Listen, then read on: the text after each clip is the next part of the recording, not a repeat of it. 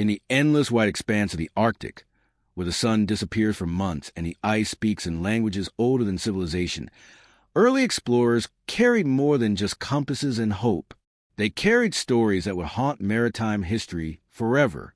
Between 1820 and 1890, dozens of expedition logs recorded encounters with something that defied explanation, a massive serpentine creature moving beneath the polar ice, its presence marked by impossible sounds, unexplained ship damage, and testimonies from men who had faced death and lived to tell about it. These weren't tales shared around tavern fires. These were official reports, signed by ship captains, witnessed by entire crews, and documented in the archives of the British Admiralty, the Royal Geographic Society, and the American Maritime Commission. What emerged from the ice wasn't just a creature. It was a mystery that would challenge everything we thought we knew about the Arctic's hidden depths. The year was 1823, and Captain William Scoresby Jr. had already established himself as one of Britain's most respected Arctic navigators.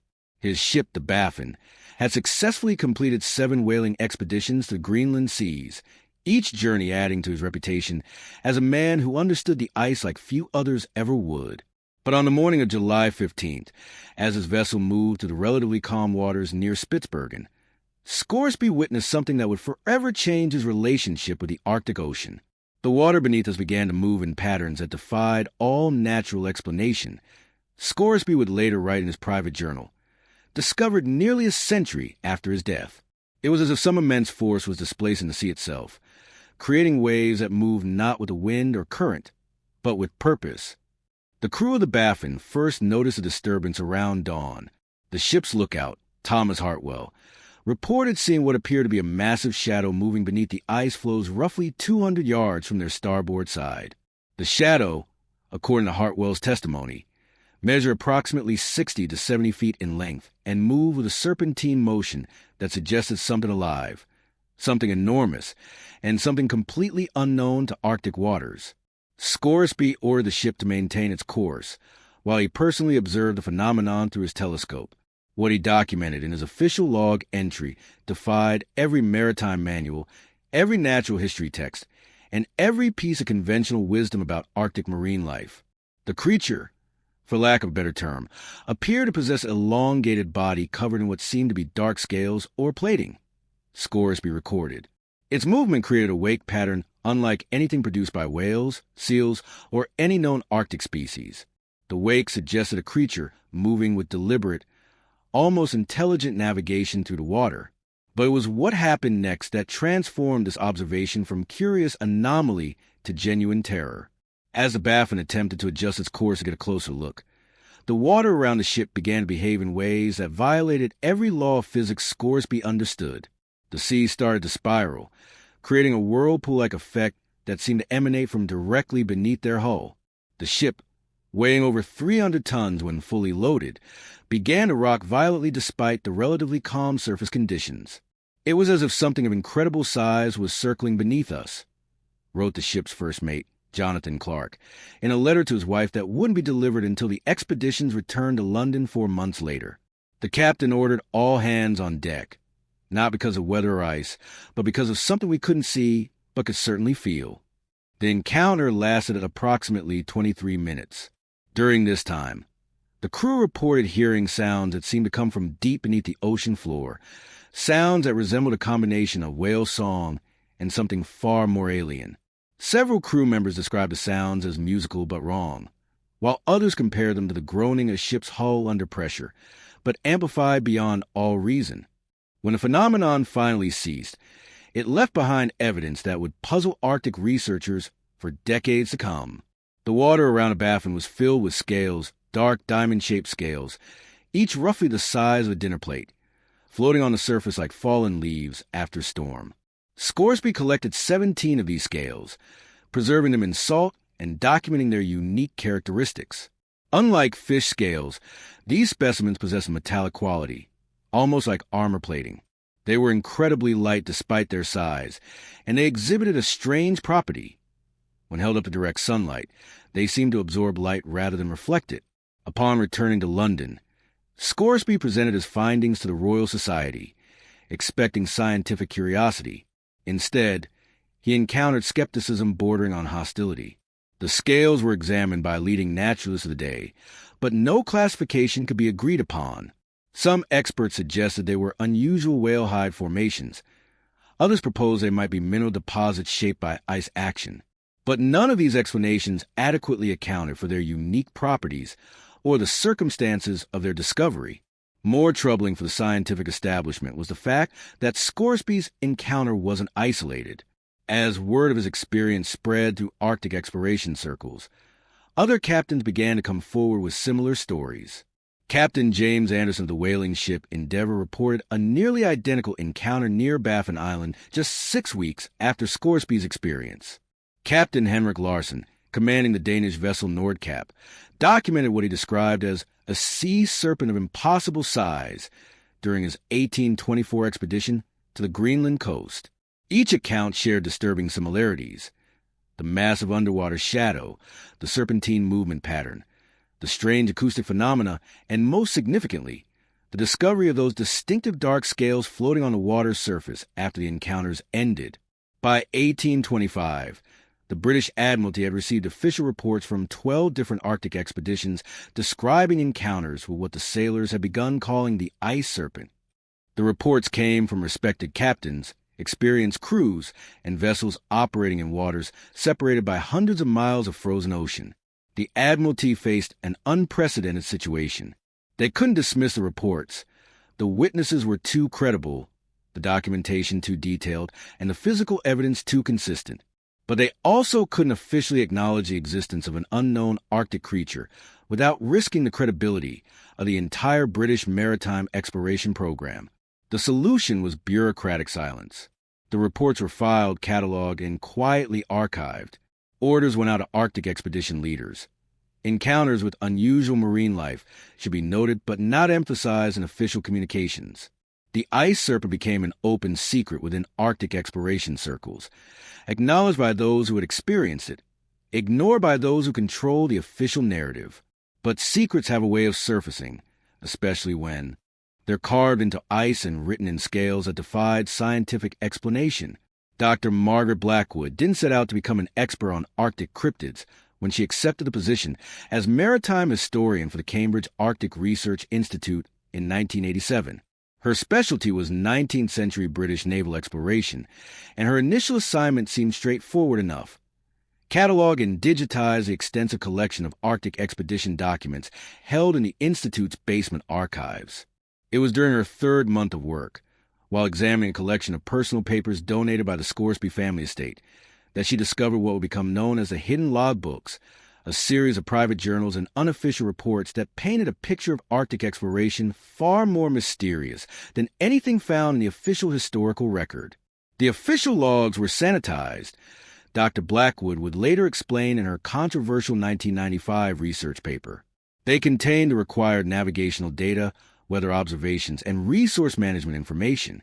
But the personal accounts told a completely different story, a story of repeated encounters with something the maritime establishment couldn't explain and didn't want to acknowledge. The hidden logbooks contained detailed accounts from over 40 Arctic expeditions between 1820 and 1889. Each document was authenticated through handwriting analysis, paper dating, and cross-referencing with known historical records. The consistency of the accounts was remarkable, but it was the evolution of the encounters over time that revealed the most disturbing pattern. The earliest accounts, like Scoresby's 1823 experience, describe brief encounters with a large, serpentine creature that seemed to observe ships from a distance before disappearing into the depths. But as Arctic exploration increased and ships began penetrating deeper into polar waters, the encounters became more aggressive, more prolonged, and infinitely more terrifying.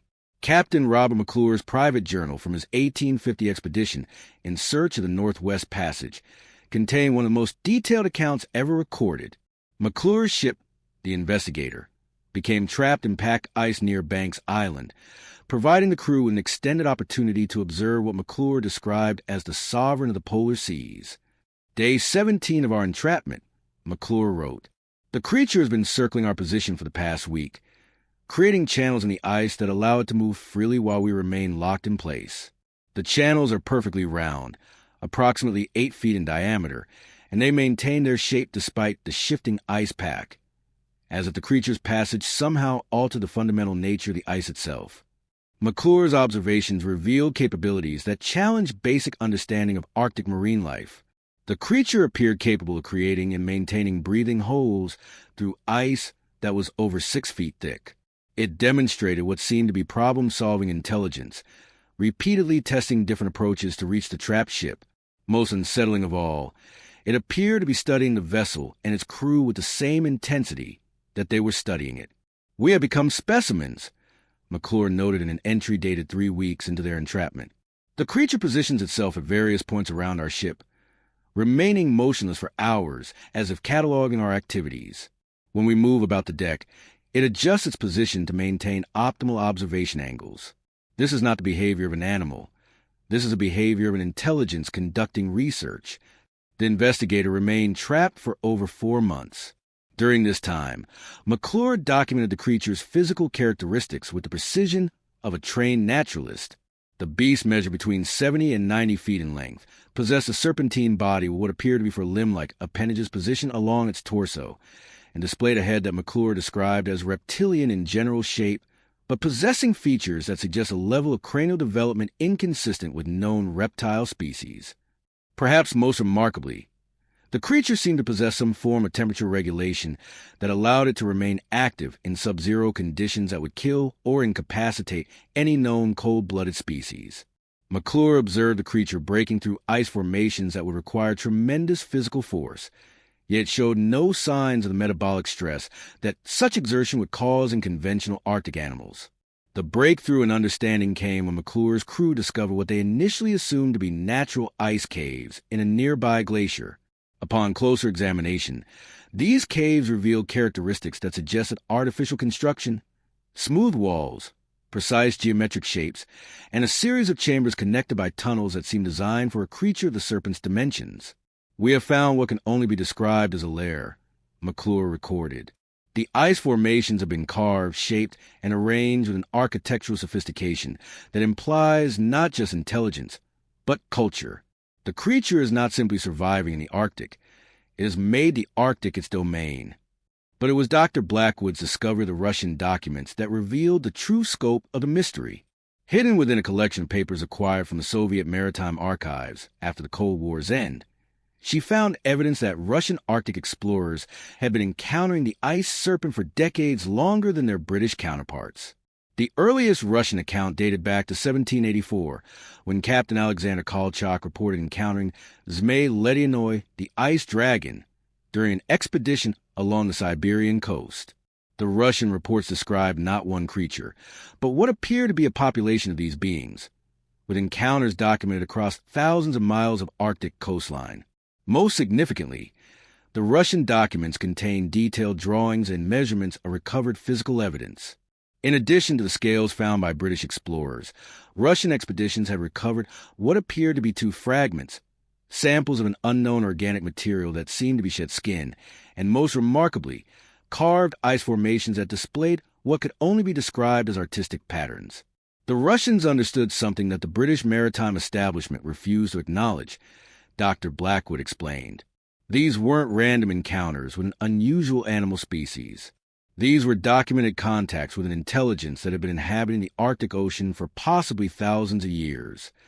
The evidence suggested that the ice serpent was not merely a large marine creature, but potentially the representative of an entirely unknown Arctic civilization, one that had mastered survival in conditions that would be impossible for any known form of life.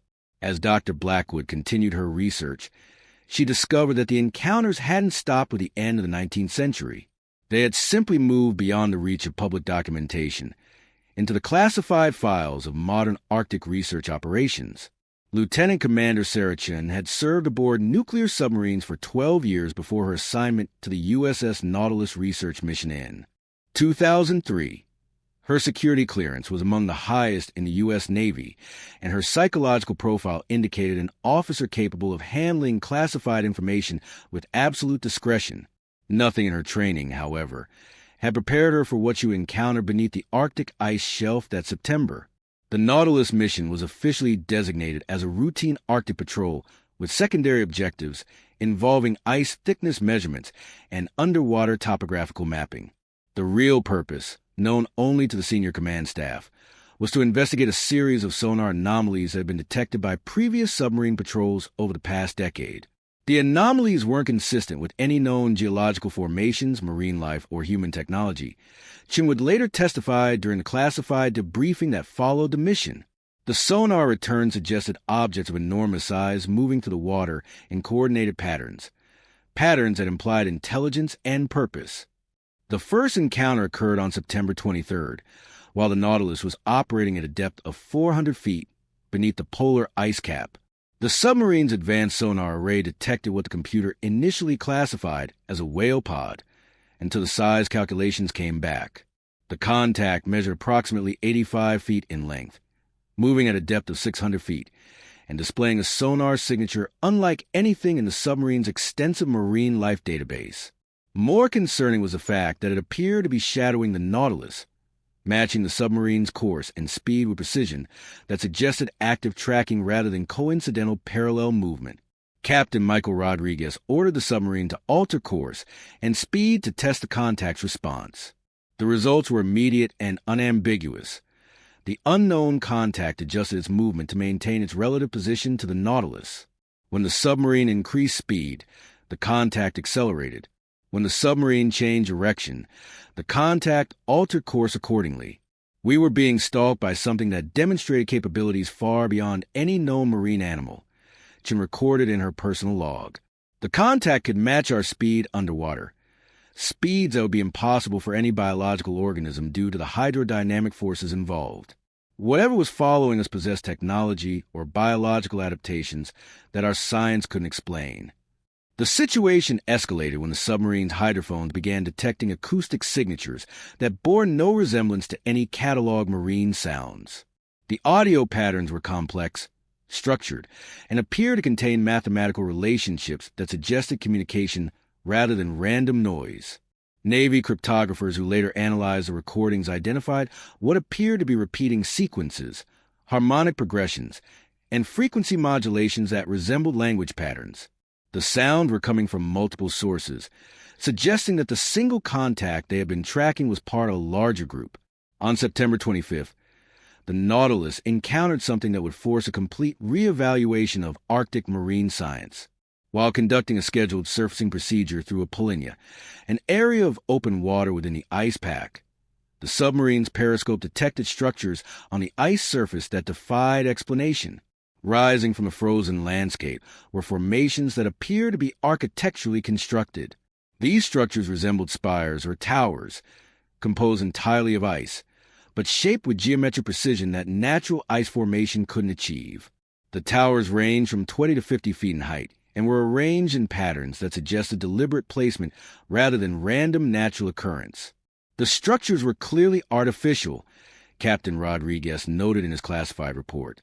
They displayed engineering principles that indicated advanced understanding of materials science and structural dynamics. Yet they were composed entirely of ice that had been shaped, carved, and assembled using techniques unknown to modern technology. More disturbing was the discovery that these ice structures weren't permanent fixtures. Satellite imagery from previous Arctic surveys showed no evidence of their existence, suggesting that they were being constructed and dismantled according to some unknown schedule or purpose. The implication was that some intelligence was actively modifying the Arctic landscape, creating temporary installations for reasons that remain completely mysterious. The final encounter occurred during the submarine's return journey on September 28th. While navigating through a particularly dense ice field, the Nautilus detected massive sonar contacts approaching from multiple directions. The contacts moved in formation, suggesting coordination and communication between individual units. As the contacts closed to within 200 yards of the submarine, the Nautilus's hull began to experience something that naval engineers had never encountered: focused acoustic pressure that seemed designed to test the structural integrity of the vessel without causing actual damage. It was as if they were conducting a non-invasive inspection of our submarine, Chin explained. The acoustic patterns were precisely calibrated to probe our hull composition, internal structure, and propulsion systems without causing harm. This was an attack. It was an examination. The examination lasted 17 minutes. During this time, The submarine's crew could hear sounds transmitted to the hull that resembled a combination of sonar pinging and something that could only be described as conversation.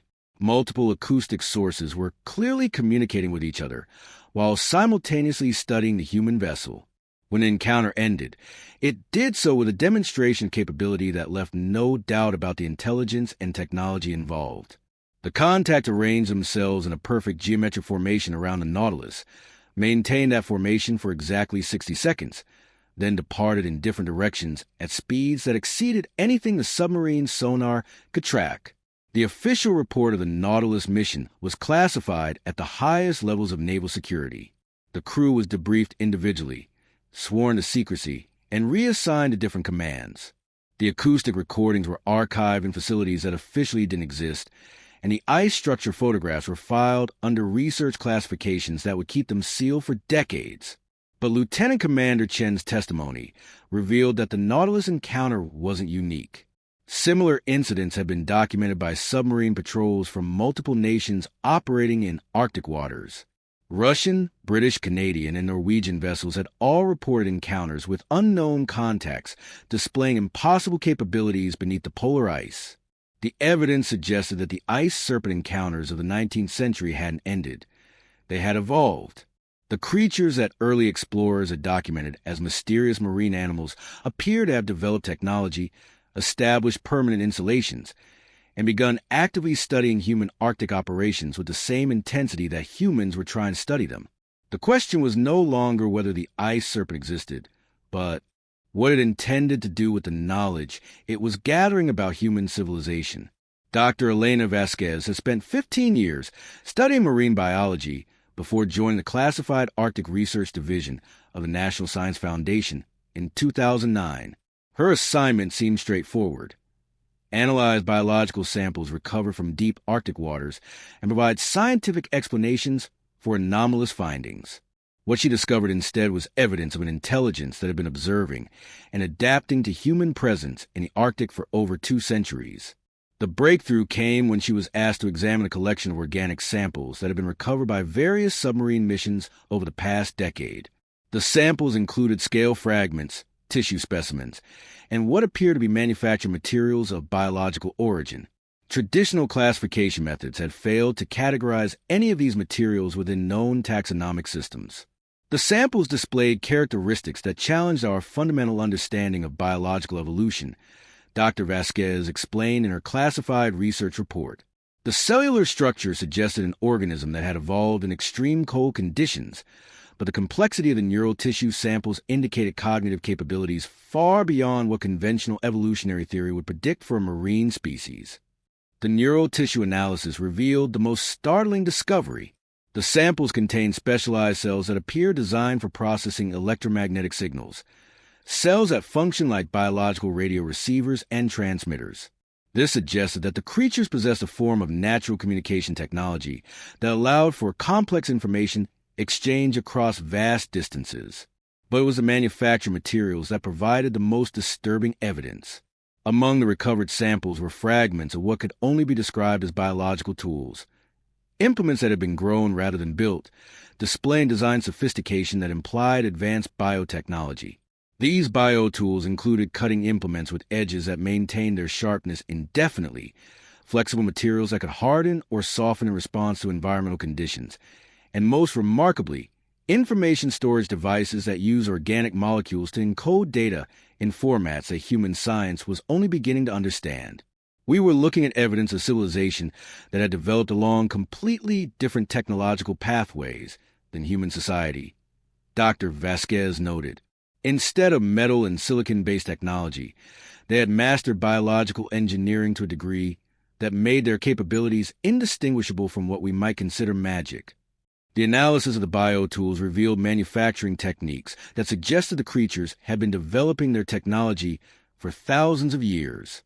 Carbon dating of the organic materials indicated some samples were over 3,000 years old, yet they displayed technological sophistication that exceeded many aspects of modern human engineering. Perhaps most significantly, the biotools showed evidence of recent modifications, upgrades that seemed designed specifically for interaction with human technology. Some implements contained elements that could interface with electronic systems, suggesting that the creatures had been studying and adapting to human technological development. Dr. Vasquez's research team discovered that the creatures had apparently been collecting and analyzing human artifacts from Arctic expeditions for centuries. Recovered materials included fragments of ship hulls that showed precise cutting patterns, metal samples that had been subjected to unknown analytical processes, and most disturbing of all, electronic components from modern equipment that had been reverse engineered and replicated using biological materials. They've been conducting their own research program, Dr. Vasquez concluded. For at least 2 centuries, they've been systematically studying human technology, human behavior, and human capabilities.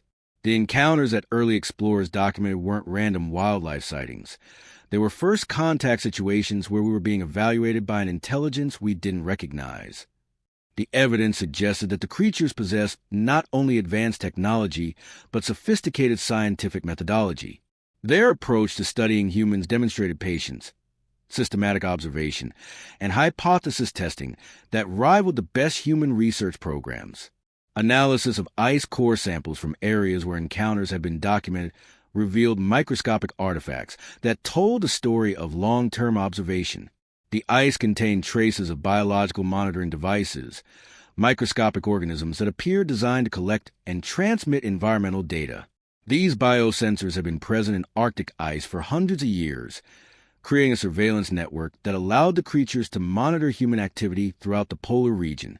The monitoring network explained how the creatures seemed to anticipate human Arctic expeditions, often appearing in areas where ships were heading before the vessels actually arrived. They weren't randomly encountering human explorers. They were deliberately intercepting them based on information gathered through their biological surveillance system. Dr. Vasquez's team also discovered evidence that the creatures had been conducting controlled experiments on human behavior.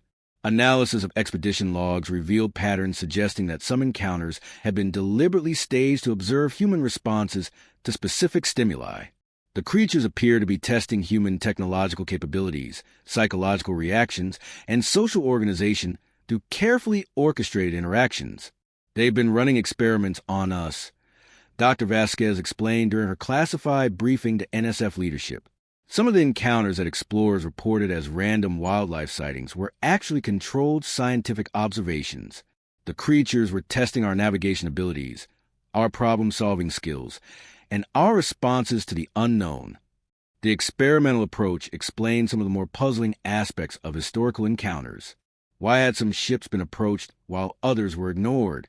Why had certain encounters involved aggressive behavior, while others seemed almost benevolent?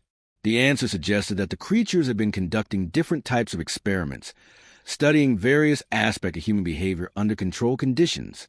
Most remarkably, the evidence indicated that the creatures' experimental methodology had evolved over time, becoming more sophisticated as they learned more about human psychology and technology.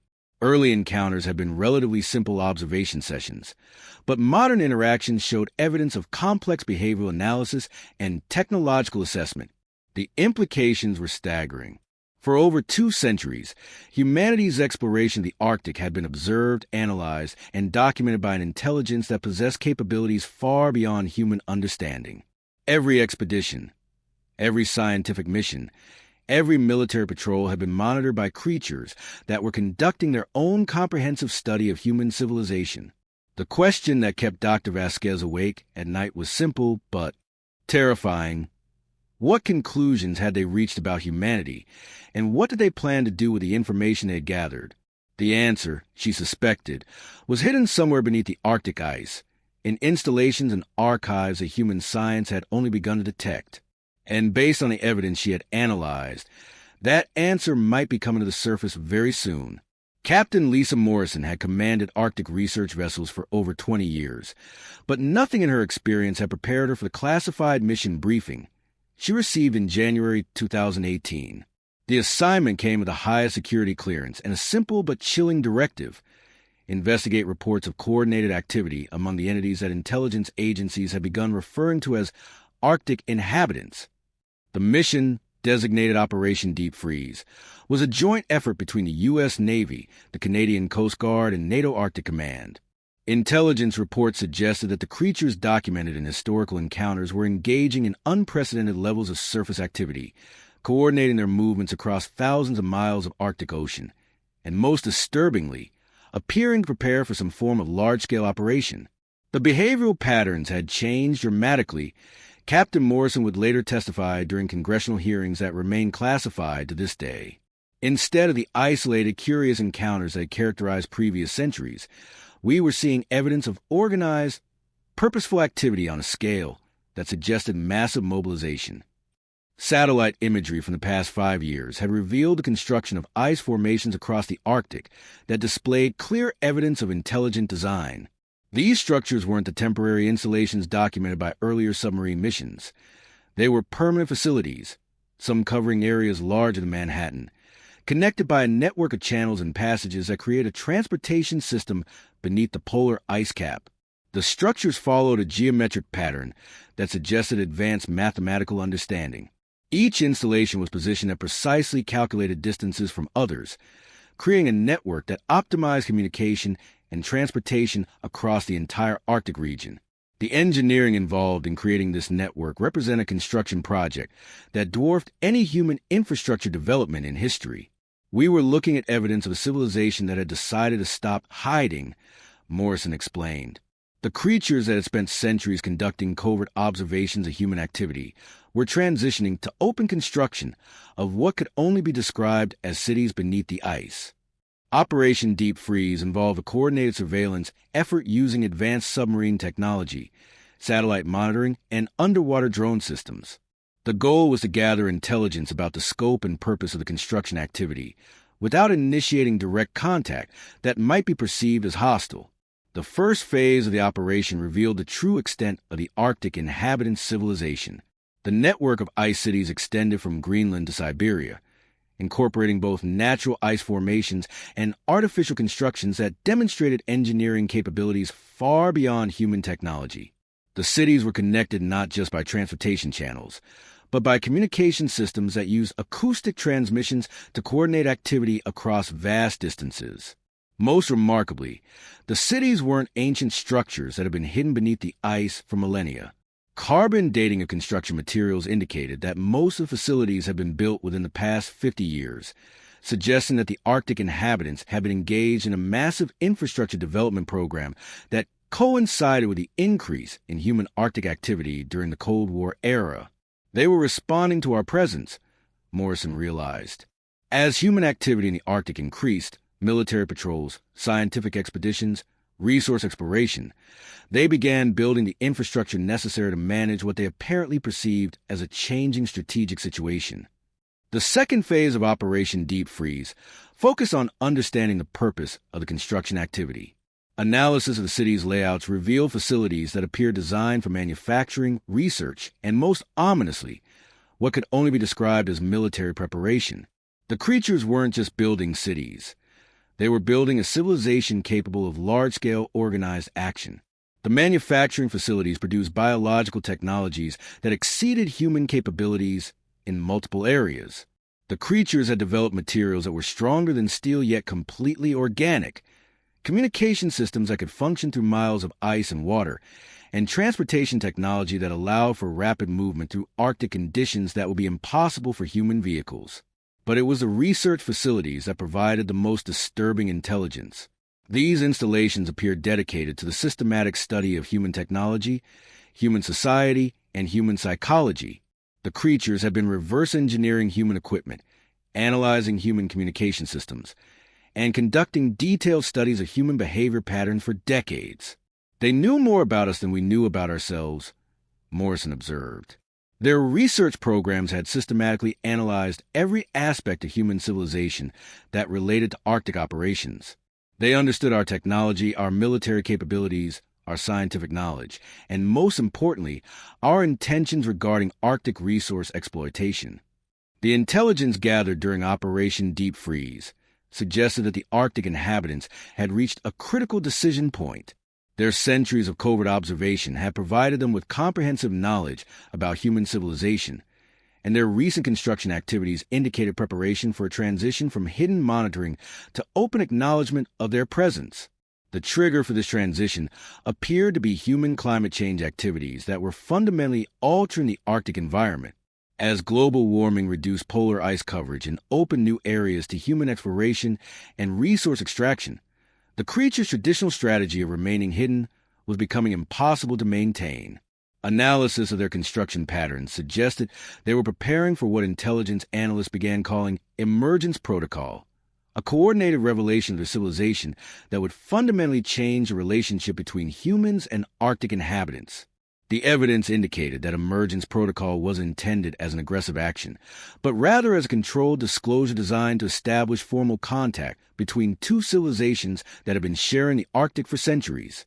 The creatures appeared to understand that continued coexistence was impossible given the pace of human Arctic development, and they were preparing to transition from secret observers to acknowledged neighbors.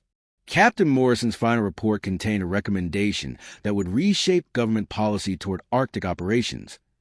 The United States needed to prepare for the possibility that humanity was about to discover it wasn't alone on Earth, and the discovery would happen in the Arctic Ocean within the next decade. The report was classified, filed, and became the foundation for a new category of government preparedness planning that officially didn't exist but had begun consuming significant intelligence resources. The ice serpent wasn't just a mystery from maritime history. It was an advanced scout for a civilization that was running out of ice to hide beneath. Dr. James Crawford received the emergency call at 3:47 a.m. on March 15, 2023. As a senior marine cryptozoologist for the International Arctic Research Consortium, he had been expecting this call for over a decade. The message was brief and coded, but its meaning was unmistakable. First confirmed visual contact with Arctic inhabitants under controlled conditions.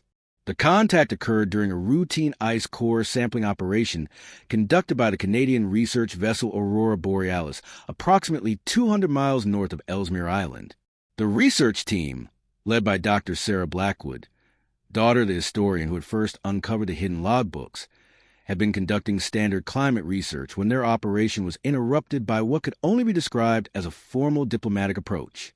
They didn't just appear, Dr. Crawford would later document in his classified report. They announced themselves.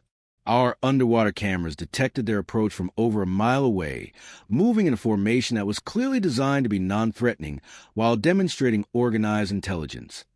The creatures approached the research vessel in a group of 7 individuals, arranged in a precise geometric pattern that suggested both mathematical sophistication and peaceful intent.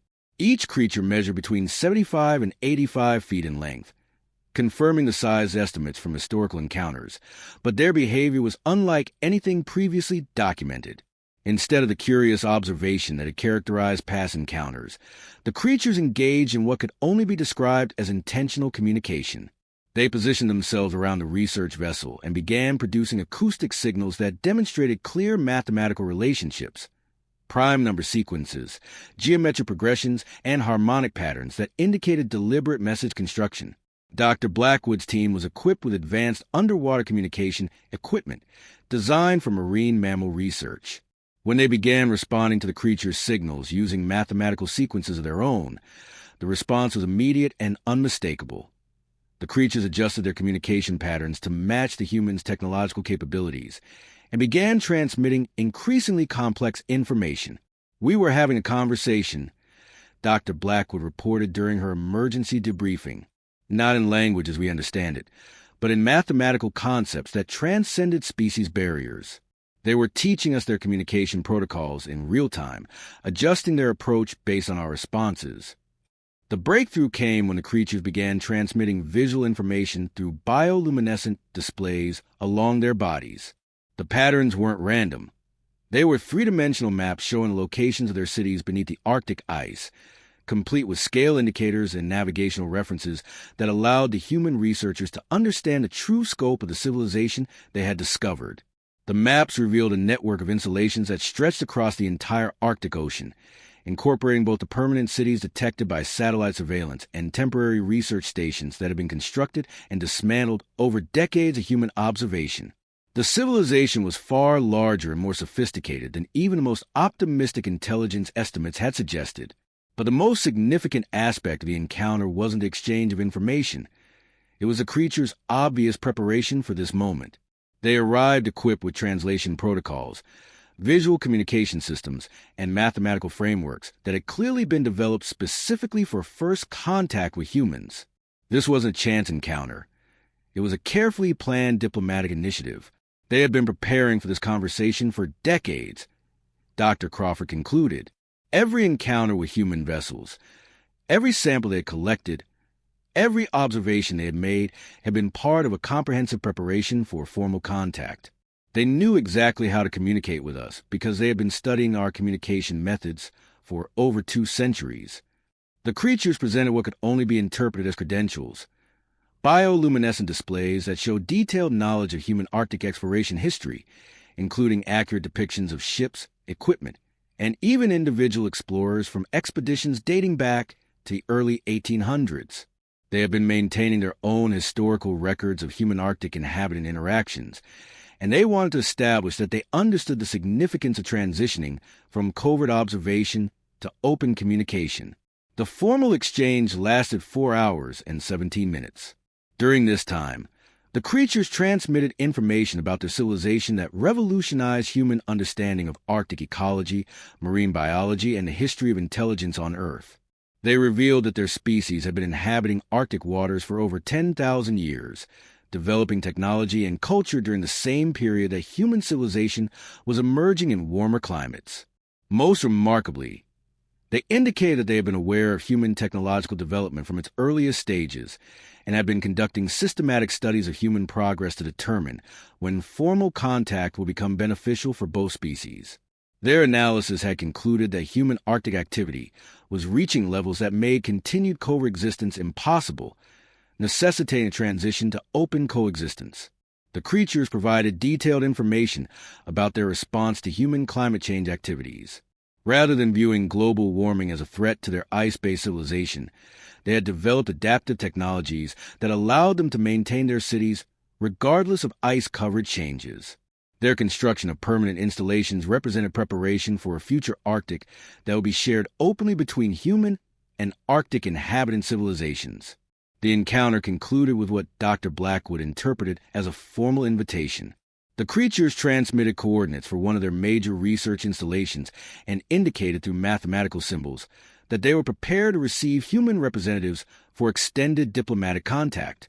The invitation came with detailed specifications for the technology that would be required for humans to survive and communicate effectively in their underwater cities. They weren't just acknowledging our existence, Dr. Crawford realized. They were formally proposing diplomatic relations between our civilizations.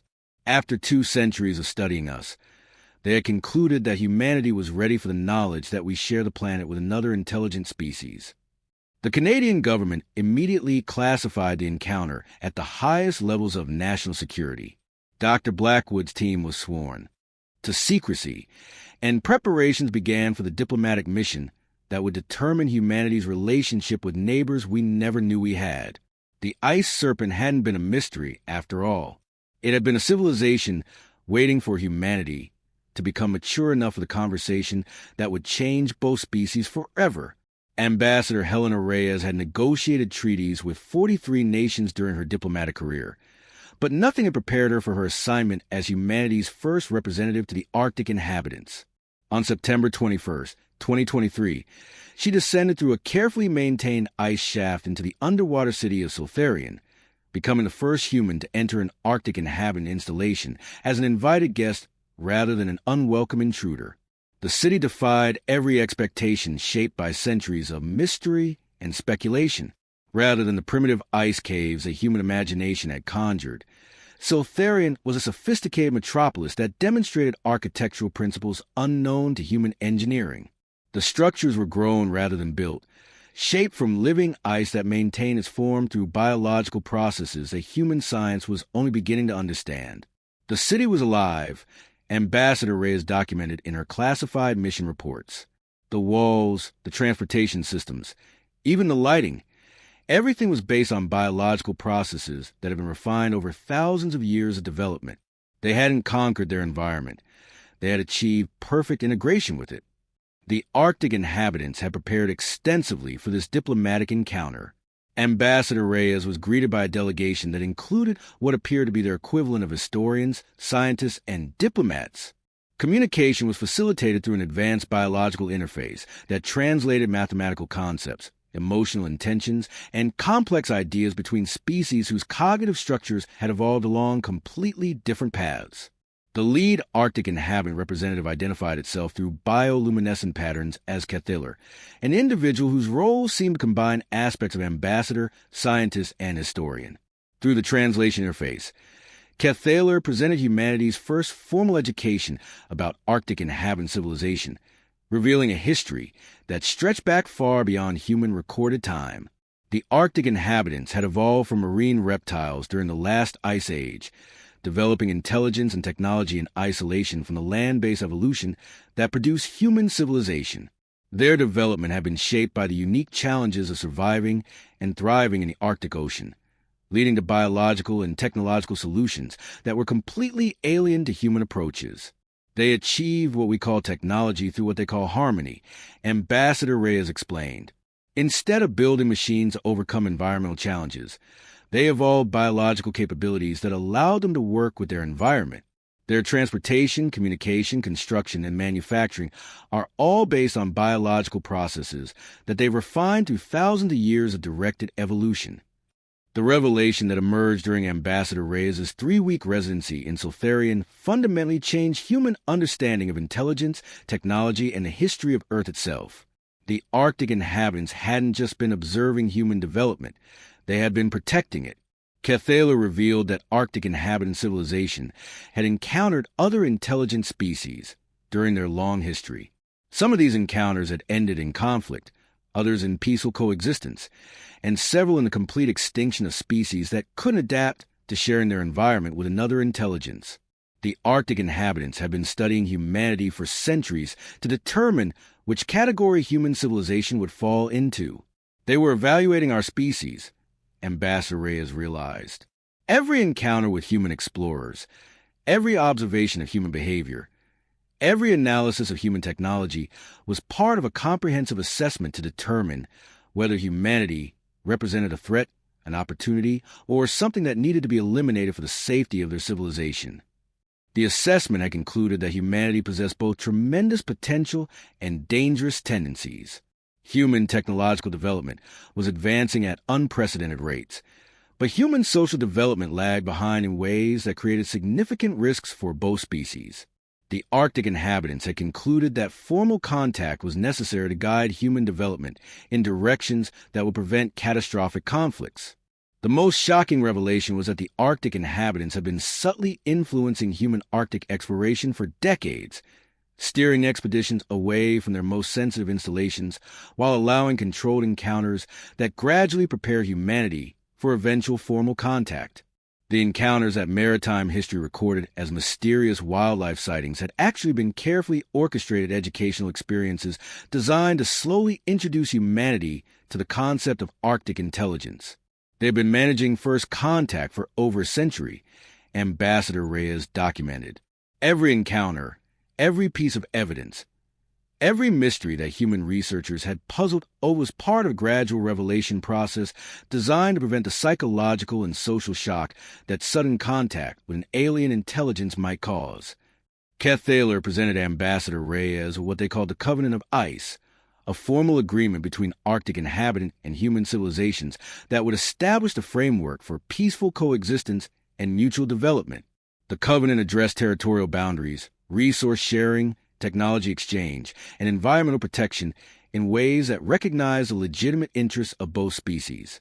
Under the covenant, Arctic inhabitants would maintain sovereignty over their traditional territories beneath the polar ice while acknowledging human rights to surface navigation and scientific research. Humans would gain access to Arctic inhabitant biological technologies that could revolutionize medicine, environmental science, and sustainable development. Both species would collaborate on addressing climate change in ways that protected the Arctic environment while allowing for continued development of both civilizations. The Covenant also established protocols for expanded contact, including cultural exchange programs, joint scientific research projects, and gradual public disclosure of Arctic inhabitant existence. The revelation to human society will be managed carefully, using educational and scientific institutions to prepare humanity for the knowledge that they share their planet with another intelligent species. The Covenant wasn't just a peace treaty, Ambassador Reyes explained during her classified briefing to world leaders. It was a blueprint for the evolution of both our civilizations. The Arctic inhabitants possessed knowledge and capabilities that could solve many of humanity's greatest challenges, while human creativity and adaptability offer perspectives that could benefit Arctic inhabitant development. Ambassador Reyes returned to the surface carrying more than just diplomatic agreements. She carried the knowledge that humanity's future would be shaped by its ability to adapt to the reality of sharing Earth with neighbors whose intelligence, wisdom, and patience have been guiding human development from the shadows for centuries. The ice serpent hadn't been humanity's mystery to solve. It had been humanity's teacher, waiting for the species to mature enough to understand the lessons that had been offered all along. 6 months after the signing of the Covenant of Ice, Dr. Margaret Blackwood stood on the observation deck of the Joint Research Station Harmony, humanity's first permanent installation built in cooperation with Arctic inhabitant technology. At 87 years old, she had lived to see her life's work, the investigation of maritime mysteries, transform into the foundation for a new chapter in human history. The research station represented everything the Covenant had promised. Built using a combination of human engineering and Arctic inhabitant biological construction techniques, Harmony could maintain itself beneath the Arctic ice indefinitely, powered by thermal processes that the Arctic inhabitants had perfected over millennia. The facility served as both a diplomatic embassy and a collaborative research center where scientists from both civilizations worked together on projects that neither species could have accomplished alone. "We thought we were studying cryptids," Dr. Blackwood reflected during her interview for the classified historical archive being compiled by the International Contact Commission. "We had no idea we were documenting the gradual revelation of a civilization that was teaching us to be ready for this moment." The public disclosure process had begun carefully, following protocols established in the Covenant, rather than sudden announcement. The existence of Arctic inhabitants was being revealed through a series of scientific publications, documentary films, and educational programs that gradually introduced humanity to the concept of terrestrial neighbors. The process was designed to prevent the social upheaval that might result from sudden revelation of non-human intelligence. Initial public reaction had been surprisingly positive. Decades of science fiction, cryptozoological speculation, and maritime mystery had prepared human psychology for the possibility of unknown intelligent life. The revelation that such life had been peacefully coexisting with humanity for centuries, offering subtle guidance and protection rather than representing a threat, had been received with curiosity and wonder rather than fear. The technological exchange programs had already begun producing revolutionary advances. Arctic inhabitant biological engineering had provided solutions to climate change challenges that human science had been struggling with for decades. Their techniques for carbon absorption, ice stabilization, and marine ecosystem management offer hope for addressing environmental problems that had seemed insurmountable. Human contributions to the collaboration had been equally valuable. Human creativity, adaptability, and rapid innovation had impressed Arctic inhabitant scientists who had spent millennia perfecting gradual, sustainable development approaches. The combination of human ingenuity with Arctic inhabitant wisdom was producing advances that exceeded what either civilization could have achieved independently. Dr. Sarah Blackwood, Margaret's daughter, had been appointed as the first director of interspecies scientific cooperation. Her work involved coordinating research projects that spanned both civilizations, translating concepts between radically different approaches to knowledge and technology. The collaboration was revealing that intelligence could evolve along paths that were far more diverse than either species had imagined. "They think in geological timescales," Dr. Sarah Blackwood explained during her presentation to the United Nations Special Commission on Arctic Relations. Their approach to problem-solving involves patience and sustainability that span centuries, while our strength lies in rapid adaptation and innovative thinking. The combination is producing solutions that are both sustainable and implementable within human time frames. The cultural exchange programs have been perhaps the most surprising aspect of the collaboration. Arctic inhabitants possess artistic traditions that span thousands of years, expressed through bioluminescent displays acoustic compositions, and ice sculptures that challenge human understanding of aesthetic expression. Human art forms, in turn, had fascinated Arctic inhabitants who had developed their creative traditions in isolation from the diversity of human cultural development. Ambassador Helena Reyes had been appointed as the first director of the permanent diplomatic mission to Arctic inhabitant civilization. Her work involved establishing the governmental frameworks necessary for ongoing cooperation between species, whose political and social structures had evolved along completely different paths. The challenge involved creating diplomatic protocols that could accommodate both human democratic processes and Arctic inhabitant consensus-based decision-making that operated on timescales measured in years rather than months. We're not just establishing diplomatic relations. Ambassador Reyes explained during her address to the Global Arctic Council. We're creating the precedent for how humanity will interact with any other intelligent species we might encounter in the future. The lessons we learn from cooperation with Arctic inhabitants will shape humanity's approach to interspecies relations for generations to come. The economic implications of the covenant were beginning to transform multiple industries. Arctic inhabitant biological technologies offered alternatives to industrial processes that had been environmentally damaging for centuries. Their techniques for organic material production, sustainable energy generation, and waste processing were revolutionizing manufacturing approaches across human civilization. The joint research projects had already produced breakthroughs in medicine, environmental science, and materials engineering that would have taken human science decades to achieve independently. Arctic inhabitant understanding of biological systems had accelerated human medical research by centuries, while human pharmaceutical approaches had provided Arctic inhabitants with new techniques for enhancing their own biological capabilities. But perhaps the most significant impact of the revelation had been psychological rather than technological. Humanity had discovered that it wasn't alone in the universe, and that discovery had come with the knowledge that intelligent neighbors had been watching, guiding, and protecting human development for centuries. The implications for human philosophy, religion, and self-understanding were still being processed by scholars around the world. Dr. Margaret Blackwood's final research paper, published jointly by human and Arctic inhabitant scientific institutions, traced a complete history of human Arctic inhabitant interactions from the first documented encounters to the signing of the covenant. The paper revealed the careful planning, patience, and wisdom that had guided the revelation process, ensuring that first contact occurred under circumstances that maximized the potential for peaceful cooperation. The ice serpent was never a monster lurking in the depths, Dr. Blackwood concluded in her final interview. It was a teacher, a guardian, and ultimately a friend that humanity hadn't recognized. The real mystery wasn't what was hiding beneath the Arctic ice. It was why we took so long to understand that we were being offered an invitation to join a larger community of intelligence that had been waiting patiently for us to become wise enough to accept it. As she looked out over the Arctic landscape from the observation deck of Harmony, Dr. Blackwood could see the lights of Arctic inhabitant cities glowing beneath the ice, no longer hidden but proudly displayed as beacons of a civilization that had emerged in the shadows to help guide humanity toward a future that neither species could have achieved alone. The mystery of the ice serpent had been solved, but in solving it, humanity had discovered that the greatest mysteries were just beginning.